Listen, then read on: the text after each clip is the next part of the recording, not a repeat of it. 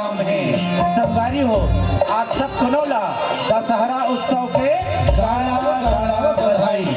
तो आवा संगवारी हो आज के रात आज के संगीत भरे शाम छत्तीसगढ़ी लोक कला मंच कारी बदलिया के नाम।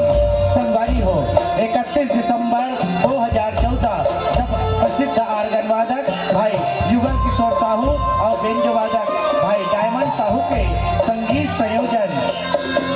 संयोजन के संगे संग सुप्रसिद्ध तबला वादक सम्मानित परमानंद साहू के तबला के ताल और भाई राजेश कश्यप राजेंद्र भास्कर नीलेश दुर्गासी बन के गायकी के स्वर के संगे संग भारती विश्वकर्मा गंगा कुलदीप पूर्णिमा नेताम सूर्या साहू की मधुरिम आवाज और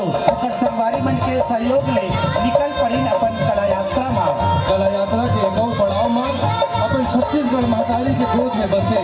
ऐसा पावन धराधाम जे लगे हमके पहली मेटा कथन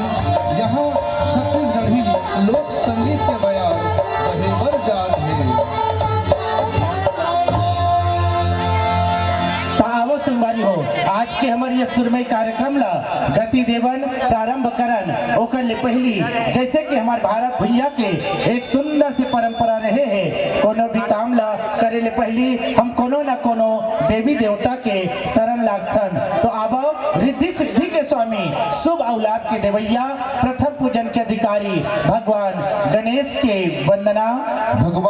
के वंदना के संगे संग माँ के ऐसा अनेक रूप शैलपुत्री ब्रह्मचारिणी चंद्र घंटा कुष्मांडा स्कंद माता कात्यायनी कालरात्रि महागौरी और सिद्धरात्रि। और वही हम रतनपुर में जाथन तो महामाई के नाम ले जानथन और वहां से महासमुंद में जाथन तो खल्लारी माई के नाम ले जानथन और वही हम जो दंतेवाड़ा में जाथन तो दंतेश्वरी माई के नाम ले जानथन और यहाँ से डोंगरगढ़ में चले जाथन तो ओला हम जो है बमलाई के नाम से जानथन। तो बाबा ऐसा जगत जननी सबके दुखला हरैया मैया के वंदना हम भगवान गणेश जी के संग में करन ये कहा कि तेरी ज्योति से नूर मिलता है माँ, तेरी ज्योति से नूर मिलता है माँ, गमे दिल को सुकून मिलता है माँ और तेरी पावन चौखट पर जो आते हैं उससे कुछ न कुछ जरूर मिलता है माँ, उससे कुछ न कुछ जरूर मिलता है माँ। कि शारदा गणपति सकल क्लेश हरते हैं, नवरस सीमा में हम प्रवेश करते हैं, दे आशीर्वाद आप इन कलाकारों को। छत्तीसगढ़ी लोक कला मंच